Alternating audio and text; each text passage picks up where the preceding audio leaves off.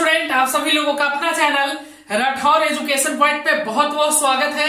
चलिए यूट्यूब पर एक और सेशन लेकर आ चुके हैं। आज के सेशन है हिंदी का। आज हम लोग हिंदी क्लास करने वाले हैं। यह पेड कोर्स में ऑलरेडी हो चुका है। जो भी पेड कोर्स के स्टूडेंट हैं उनको मालूम होगा।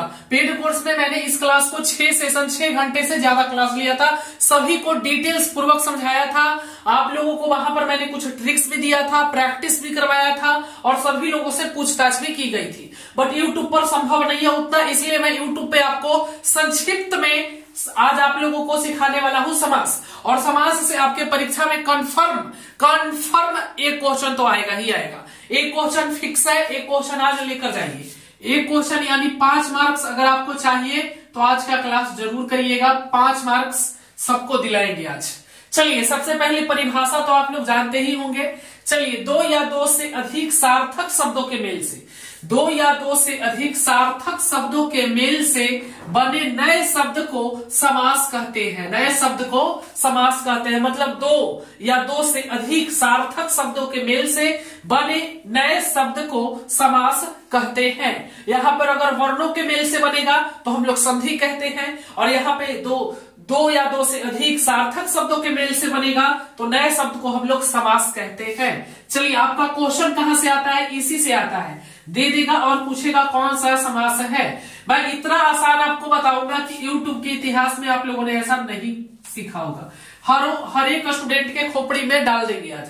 चलिए सबसे पहले अव्ययभाव समास। समास के कितने भेद होते हैं? तो समास के 6 भेद होते हैं। अव्ययभाव समास, द्विगु समास, कर्मधारय समास, द्वित्व समास, बहुब्रीहि समास, तत्पुरुष समास। लिख लीजिए, जिनको लिखना है लिख लीजिए। 5 मार्क्स आज सबके खोपड़े में डाल देंगे एकदम कन्फर्म। लक्ष्य ज्यादा दूर नहीं, बस रफ्तार थोड़ी तेज करनी है। आज खामोशी से पढ़कर कल अपनी सफलता की कहानी लिखनी है। तो मेरे प्यारे स्टूडेंट, जो लोग भी पेड कोर्स लेना चाहते हैं, याद रखिएगा 15 जनवरी को आ रहा है हमारा संकल्प बैच। संकल्प लेते हैं। संकल्प बैच को ज्वाइन जरूर करिएगा। संकल्प बैच लेकर आ रहे 15 जनवरी को। याद रहे 15 तारीख ऑफर के साथ, ऑफर रहेगा 15 तारीख को। ऑफर के साथ आ रहा है 15 तारीख को संकल्प बैच। जो भी नए स्टूडेंट है उनके लिए। चलिए पढ़ते हैं अभी। अव्ययभाव समास, द्विगु समास, कर्मधारय समास, द्वित्व समास, बहुब्रीहि समास, तत्पुरुष समास। समास तो बहुत पढ़ा आप लोगों ने, कुछ अलग पढ़ते हैं। मतलब मैं इसमें आपको हर एक जितने भी 6 समास है प्रत्येक स्टूडेंट को समझ में आ जाएगा। मैं आपको ट्रिक्स के माध्यम से सिखाने वाला हूं और इतना सरल तरीके से समझाने वाला हूं कि बोतल से बोतला बोतली सब सीख लेगा। समझ गए ना? बोतल स्टूडेंट भी सीख सकता है। क्लास को अंत तक करिएगा और 5 मार्क्स अपने घर लेकर जाइएगा। चलिए शुरू करते हैं और एक एक कर करके सभी को सीखते हैं। चलिए स्टार्ट करते हैं। चलिए पहला है हमारा द्विंद समास। अक्सर देखा जाता है कि स्टूडेंट लोग क्या गलतियां करते हैं, जहां भी योजक चिन्ह देखते हैं वहां पे लगा देते हैं द्विंद समास।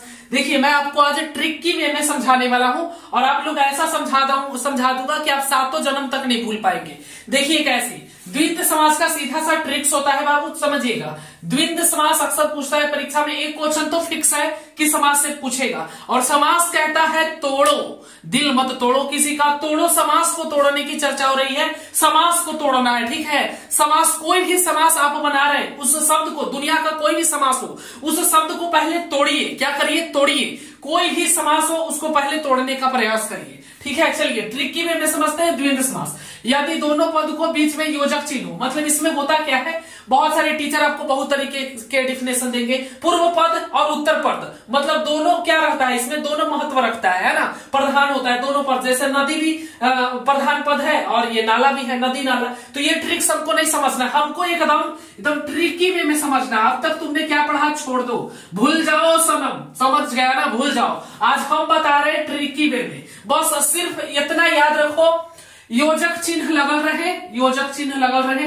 देखो 99% में तो योजक चिन्ह लगल रहता है, 1% में डॉट है जो आज क्लियर करेंगे इसके बाद। योजक चिन्ह लगल है, योजक चिन्ह ये वाला योजक चिन्ह लगल है, कन्फर्म वो द्विंद समास होगा। पर कभी कभी गड़बड़ा जाता है। ये कौन सा है? रात, योजक चिन्ह रात।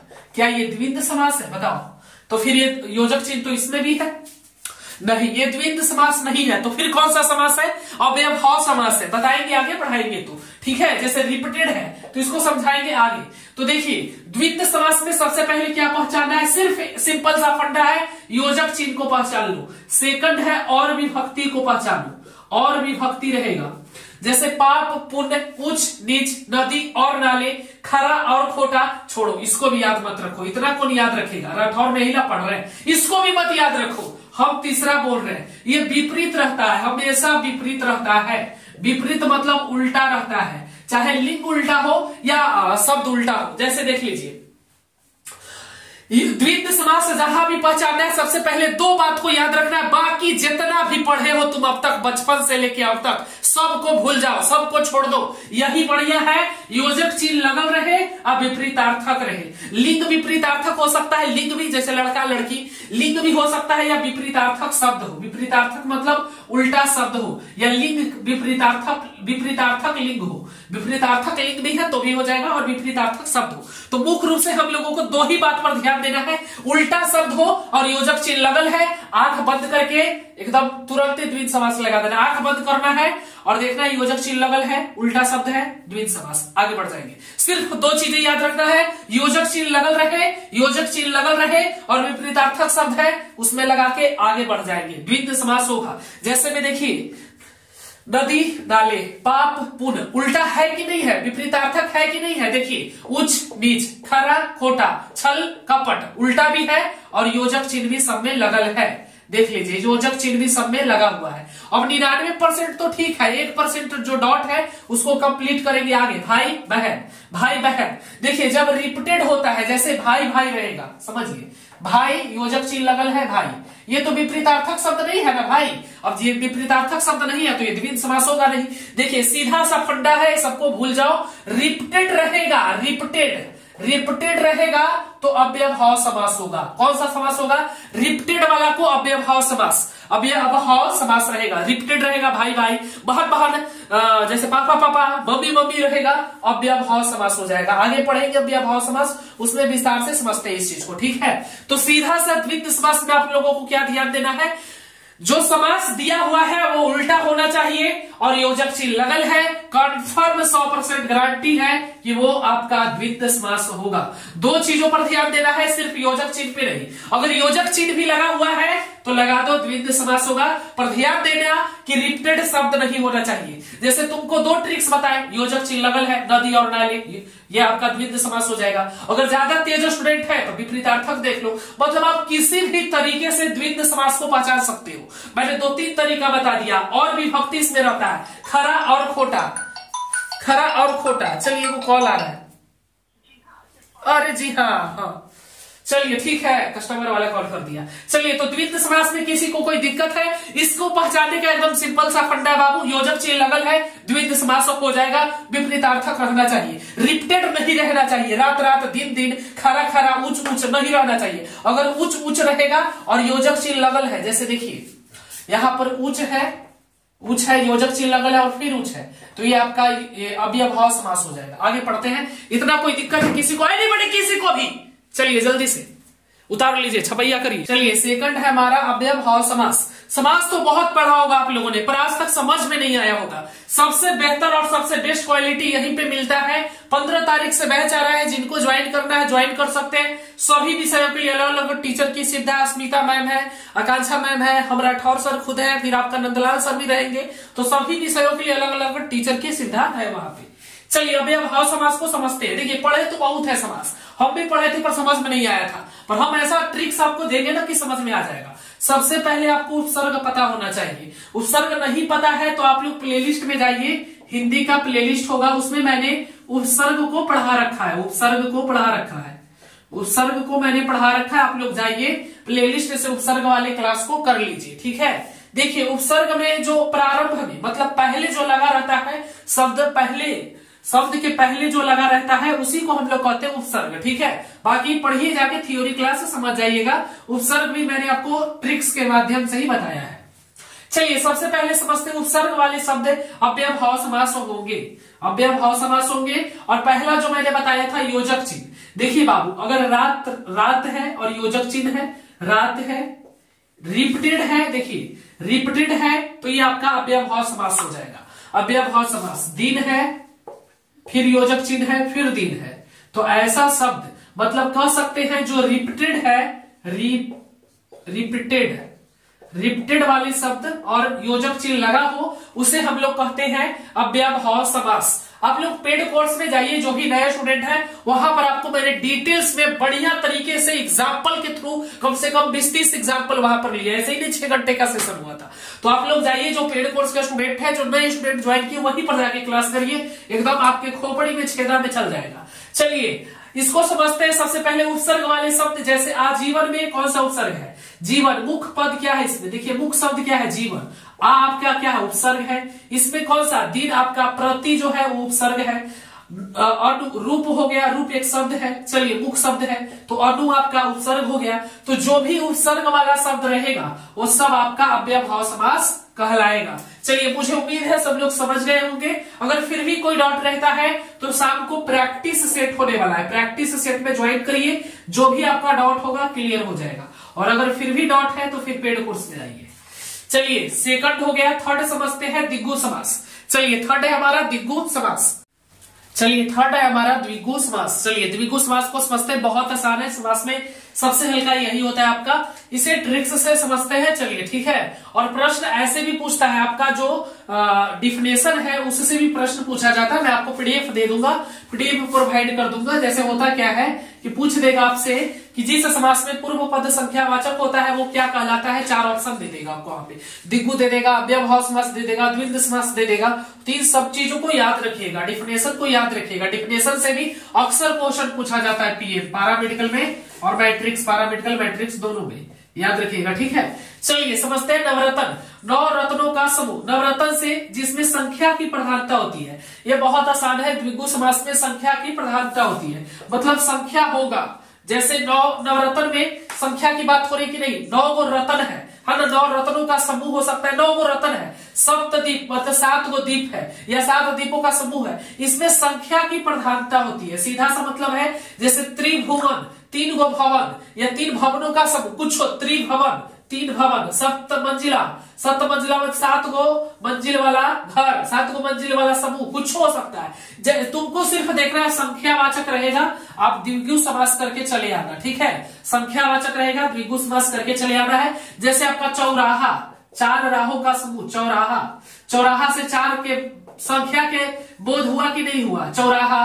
तिरंगा में 3 गो रंग है ना, 3 रंगों का समूह, तिरंगा। जहां भी संख्या का प्रधानता होगा वो आपका द्विगु समास हो जाएगा, याद रखिएगा। कोई दिक्कत है किसी को तो बताइए, बहुत आसान है। प्रैक्टिस करेंगे आप लोग तो और बढ़िया से सीखेंगे। आज प्रैक्टिस है, यूट्यूब पे आइए और यूट्यूब पे प्रैक्टिस करिए, आप लोगों को और कॉन्सेप्ट क्लियर होगा। चलिए 4 नंबर समझते हैं, कर्मधारय समास। चलिए 4 नंबर है कर्मधारय समास। चलिए 4 नंबर है हमारा कर्मधारय समास। और याद रखिएगा मेरे प्यारे रसगुल्लो सिरनियों, जो आपका पेपर में प्रश्न पूछता है ना, मैंने देखा 60% जो क्वेश्चन आपका पूछा जाता है कहीं ना कहीं परिभाषा से ही रहता है। परिभाषा दे देगा, जिस समास में पूर्व पद विशेषण हो और उत्तर पद विशेष हो तो कौन सा समास कहलाएगा? वो कहलाएगा कर्मधारय समास, याद रखिएगा ठीक है।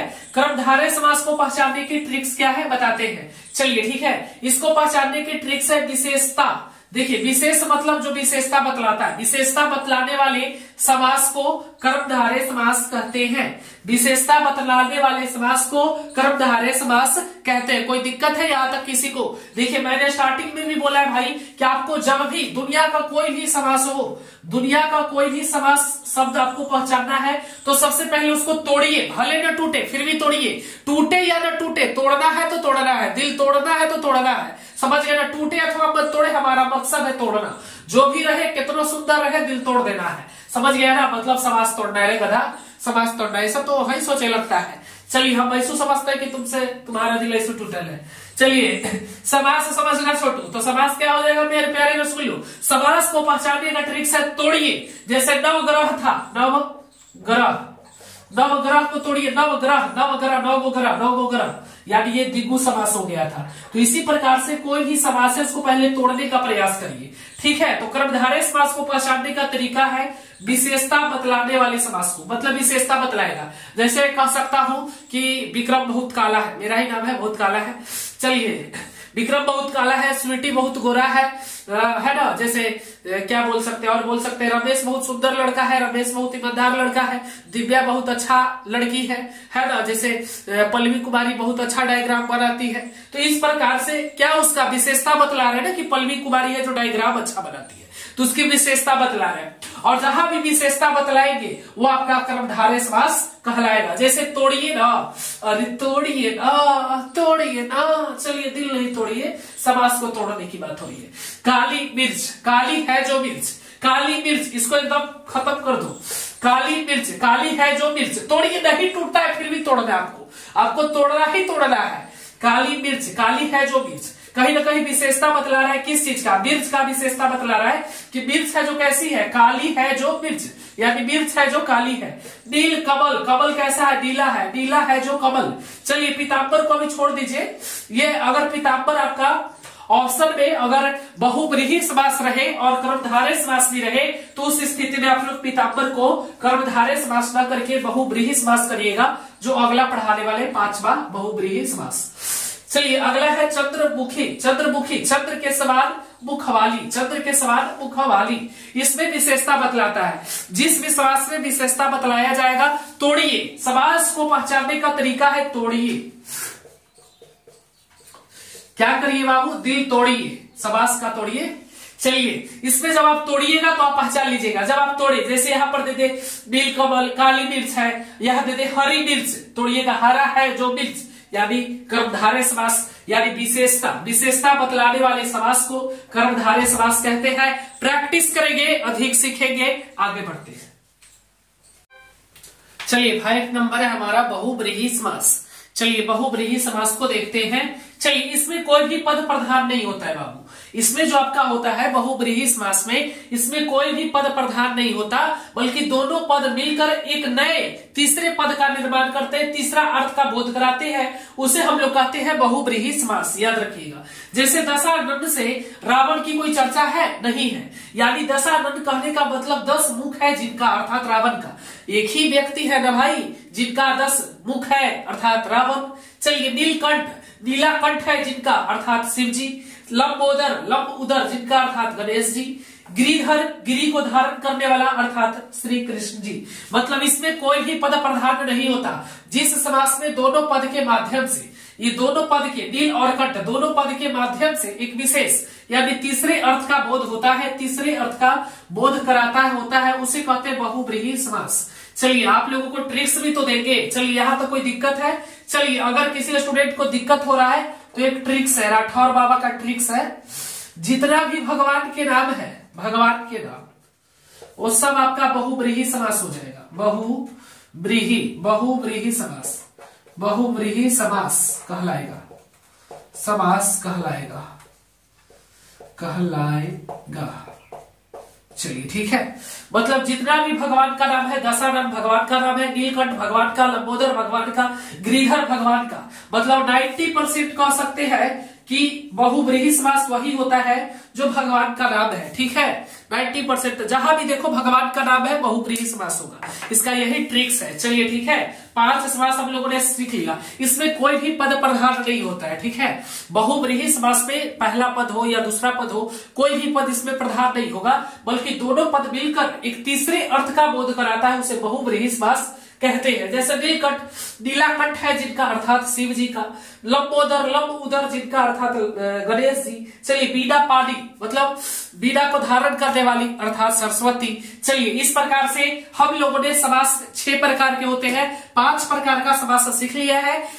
6 प्रकार यानी तत्पुरुष समास को अभी मैं नहीं बताने वाला हूं इस सेशन में। इसके लिए आपको हमारे पेड कोर्स को ज्वाइन करना होगा। उसमें मैंने तत्पुरुष समास को बता रखा है। उसके लिए आप लोगों को क्या करना है, तत्पुरुष समास को अगर पढ़ना है तो हमारा पेड कोर्स खरीद लेना है। अभी संकल्प बैच आ रहा है 15 जनवरी को, जिसमें आपको सभी विषय पढ़ाए जाएंगे। Theory class, important question, test series, PDF, notes, guess सब कुछ अवेलेबल है। डॉट सेशन भी अवेलेबल है। और खास बात है कि हैंड राइज का एक ऑप्शन है, जहां पर आपको कभी भी कोई डाउट रहता है आप तुरंत हैंड राइज करिए और बात करिए। जैसे हम बोल रहे हैं वैसे आप भी बोल सकते हैं हमारे ऐप में।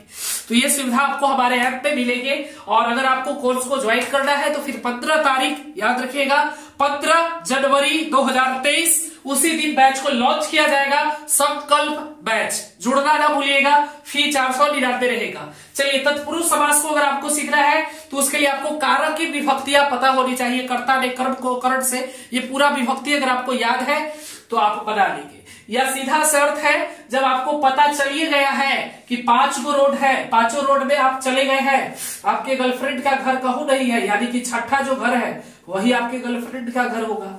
सीधा सा 5 को अगर आप सीख गए हैं तो छठा सीखे की जरूरत नहीं है। अगर 5 में से कुछ नहीं होगा यानी तत्पुरुष समास हो जाएगा। और अगर पढ़ना है तत्पुरुष समास को तो पेड कोर्स को जरूर खरीद लीजिएगा। आज के सेशन को यहीं पे समाप्त करेंगे। उसके पहले आज कुछ प्रैक्टिस होने वाला है, प्रैक्टिस करवाएंगे आपको। यूट्यूब पे 7:30 बजे जुड़ना है। 7:30 बजे यूट्यूब पर समास का प्रैक्टिस होगा। क्वेश्चन आएगा तो यही से आपका आएगा, याद रखिएगा। और ज्यादातर क्वेश्चन आपके डिफिनेशन से, परिभाषा से नहीं आता है, तो सभी का परिभाषा जरूर याद रखिएगा। जितना भी मैंने आपको समास करवाया है सबका मैंने आपको परिभाषा लिख दिया है। और इसका पीडीएफ भी आपको हमारे व्हाट्सएप ग्रुप में मिल जाएगा, पीडीएफ। ठीक है, तो पीडीएफ के लिए व्हाट्सएप ग्रुप को ज्वाइन कर लेना, बिल्कुल फ्री है। व्हाट्सएप ग्रुप ज्वाइन कर सकते हैं। गर्ल्स के लिए अलग है, बॉयज के लिए अलग है। दोनों लोग व्हाट्सएप ग्रुप को ज्वाइन करेंगे, पीडीएफ को फ्री प्राप्त कर पाएंगे। चलिए, कुछ यहाँ पे ऑब्जेक्टिव क्वेश्चन ले लेते हैं 3-4। बाकी हम लोग शाम 7:30 बजे आज प्रैक्टिस करने वाले समास का 50 से अधिक ऑब्जेक्टिव क्वेश्चन होगा। ठीक है, तो चलिए आज के लिए इतना ही। 3-4 क्वेश्चन आपको देते हैं और आप लोग कमेंट करके बताइएगा। चलिए, आपके प्रैक्टिस के लिए मैं जांच लेता हूं कि कितने स्टूडेंट समझे हैं। और बाकी यूट्यूब पे आपका लाइव सेशन होने वाला है समास का पूरा, उसमें 60-70 ऑब्जेक्टिव क्वेश्चन देखेंगे समास का। तो चलिए, प्रैक्टिस सेट आ रहा है। प्रैक्टिस सेट आपका 7:30 बजे आएगा और 8:30 में टेस्ट होगा समास का, ताकि पता चल सके कि कितने स्टूडेंट को समझ में आया है समास। चलिए, त्रिनेत्र में समास बताइए। त्रिनेत्र, जिनका 3 गो नेत्र है यानी शिव जी, और भगवान का नाम जहां भी दिखे बहुव्रीहि समास लगा देना है। चलिए, अगला आप बताइए 2, 3, 4। ये आप बताइएगा जिस समास में पहला पद संख्यावाचक हो, संख्यावाचक जहां भी बोध होगा वो कौन सा समास होगा बता देना। ऑप्शन है अव्ययभाव समास, द्विगु समास, क्रमधारय समास, द्विग समास। जो भी होगा संख्यावाचक का प्रधानता होता है, कौन सा समास कहलाएगा बता देना है। सुख दुख में कौन सा समास है, सुख और दुख। योजक चिन्ह लगा हुआ है, विपरीतार्थक है। योजक चिन्ह लगा हुआ है, विपरीतार्थक है, तो कौन सा समास होगा बता देना है। द्वित्व समास, द्विगु समास, अव्ययभाव समास, क्रमधारय समास। 4 नंबर है, निम्नलिखित में से कौन द्विगु समास नहीं है। द्विगु समास नहीं है। द्विगु समास किसको कहते हैं आपको पता होनी चाहिए। देख लो, दोपहर, नवरत्न, शताब्दी, सिनवाहिनी। अब आपको बताना है कि इन चारों में से कौन सा शब्द है जो द्विगु समास नहीं है। चलिए, ठीक है, आप लोग कमेंट करके बताइए। 1, 2, 3, 4 लिख देना, अपना नाम लिख देना और बता देना है। चलिए, आज के सेशन को यहीं पे समाप्त करते हैं। मिलेंगे फिर कल नेक्स्ट क्लास के साथ। तब तक के लिए हंसते रहिए, मुस्कुराते रहिए और आगे बढ़ते रहिए। धन्यवाद।